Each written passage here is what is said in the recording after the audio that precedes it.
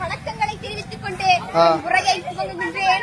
உழவனை போற்றுட பிறக்குது திருநாள், மாதவனை போற்றுட உதிக்குது திருநாள், நாட்டினை போற்றுட திருநாள், உலக மக்கள் கூடி ஒன்றிணைய வருகுது பொங்கல் திருநாள். இந்தியாவில் கொண்டாடப்படும் விழாக்களுள் ஒன்று மிக பழமையான விழா பொங்கல் திருவிழா. அன்று விவசாயிகளும் விவசாயத்திற்கு உதவிய கால்நடைகள் மற்றும் இயற்கைக்கு நன்றி செலுத்தும் பொங்கல் பண்டிகையை கொண்டாடுகின்றோம். உழவர் தினம், தை திருநாள், உழவர் திருநாள், அறுவடை திருநாள் என பல பெயர்களில் அழைக்கப்படுகின்றன. போகி பண்டிகை கொண்டாடுவோம். அன்று போகி பண்டிகை அன்று பழையன கழித்தலும் புதியன புகுத்தலும் என்ற வரிகளுக்கேற்ப பண்டிகையை கொண்டாடுகின்றோம். அன்று வீட்டில் தேவையற்ற பொருட்களை தீயில் கொளுத்தி வழிபடுவர். இரண்டாவதாக நாம் தைப்பொங்கலை கொண்டாடுகின்றோம்.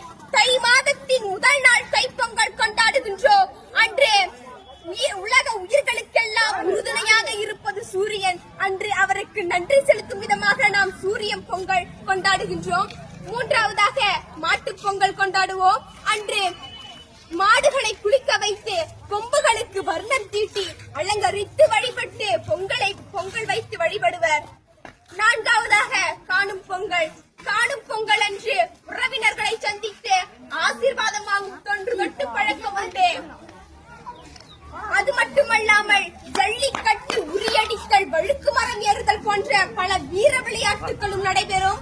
தமிழர் கலாச்சாரம், பண்பாடு ஆகியவற்றை எடுத்துரைக்கும் நாளாக நாம் பொங்கல் பண்டிகையை கொண்டாடுகின்றோம். பொங்குகின்ற பொங்கல் போல் அனைவரும் மனதிலும் மகிழ்ச்சி பொங்க வேண்டும். இத்துடன் என் உரையை நிறைவு